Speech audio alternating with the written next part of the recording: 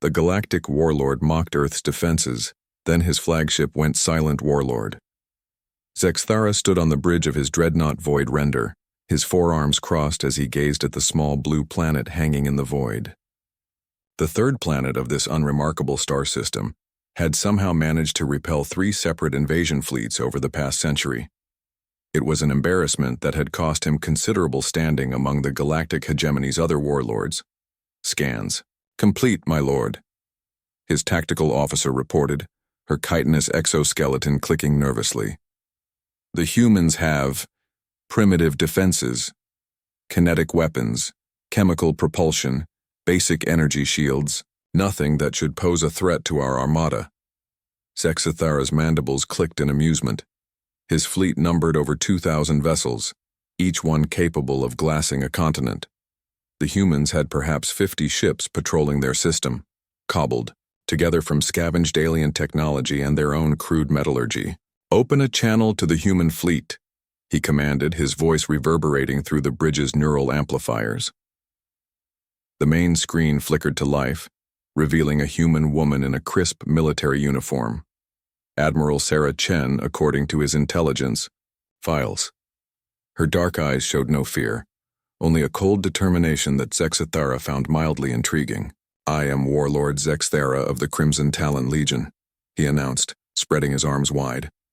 "Your pathetic world has resisted the hegemony for far too long. Surrender now, and I may allow some of your species to survive as slaves." Admiral Chen's expression didn't change. "I'm afraid we'll have to decline that generous offer, Warlord. Earth is not for sale." Zexthara's laughter boomed across the bridge. "You mock me with your defiance, human. Do you not see my armada? Your crude ships are outnumbered 40-1. "I see them," Chen replied calmly. "Impressive display. Tell me, Warlord, have you ever heard of the Terran concept called asymmetric warfare? Your primitive tactics mean nothing against superior firepower," Zexthara snarled. "Prepare to witness the futility of resistance." He cut the transmission and turned to his weapons officer. "Target their largest vessel, full plasma barrage." "Sir, we're detecting some kind of..." The officer's words were cut short as every screen on the bridge went dark. Emergency lighting flickered on, casting eerie shadows across the suddenly silent command center. "What happened?" Zexthara roared. "Report! All systems are down, my lord," the chief engineer called out, panic creeping into his voice. "Navigation, weapons, life support backup systems, everything's offline." "Impossible. Our ships are shielded against electromagnetic warfare." Admiral Chen's voice suddenly echoed from the ship's communication system, though the screens remained dead. "Warlord, I believe you're experiencing what we humans call a computer virus. Though virus isn't quite accurate, it's more like a digital cancer." Zexthara's blood ran cold. "You're bluffing. No primitive species could penetrate our quantum-encrypted networks." "You're right that we couldn't break your encryption," Chen's voice continued with maddening calm. "But we didn't need to. See, every piece of technology you've stolen, traded for, or salvaged over the centuries has been passing through dozens of different civilizations. And humans, well, we've had a talent for getting our technology into those supply chains." The truth hit Zexthara like a plasma bolt to the chest. For the past 200 years, humanity had been the galaxy's premier manufacturer of computational components, the tiny, seemingly insignificant chips that powered everything from navigation systems to coffee makers. They were so ubiquitous that no one questioned their origin anymore. Every quantum processor, every memory core, every data relay in your fleet contains human-manufactured components, Chen explained. Components with a very special feature. They respond to a specific activation code that we've been waiting very patiently to use. Around the bridge, more systems began failing.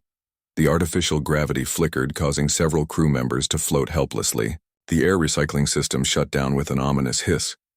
"But how?" Zexthara demanded. "Our sensors would have detected any sabotage." "That's the beautiful thing about hardware-level exploits," Chen said. "The code was written into the quantum substrate itself during manufacturing.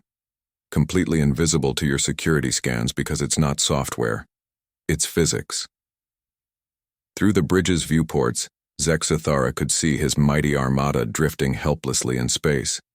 2,000 vessels, the pride of the Crimson Talon Legion, reduced to floating scrap metal in minutes. You see, Warlord, Chen continued, while you were busy conquering worlds with brute force, humanity was playing a much longer game. We've been selling you the rope you're now hanging yourselves with. Every ship in your fleet, every installation in your empire, every piece of advanced technology you rely on, it all has our fingerprints on it.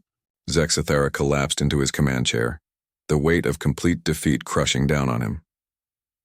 What do you want? Simple, Chen replied. Withdraw your fleet from our space. Spread the word that Earth is off limits. And perhaps consider that there's more than one way to be powerful in this galaxy. Emergency power finally kicked in, bringing the main screen back online. Admiral Chen's face appeared once more, her expression still showing that same calm determination. We'll restore your basic life support and navigation in 1 hour, she said. That should give you enough time to think about whether you want to be our enemy or our customer. Because whether you realize it or not, Warlord, you've been dependent on human technology for decades. The transmission ended, leaving Zexathara alone with his crippled fleet and a terrible new understanding. Humanity hadn't won through superior firepower or advanced shields. They had won by being indispensable, by making themselves so thoroughly integrated into galactic civilization that striking against them meant striking against themselves. As his crew scrambled to restore basic systems, Zexathara found himself laughing, not with amusement this time, but with grudging respect.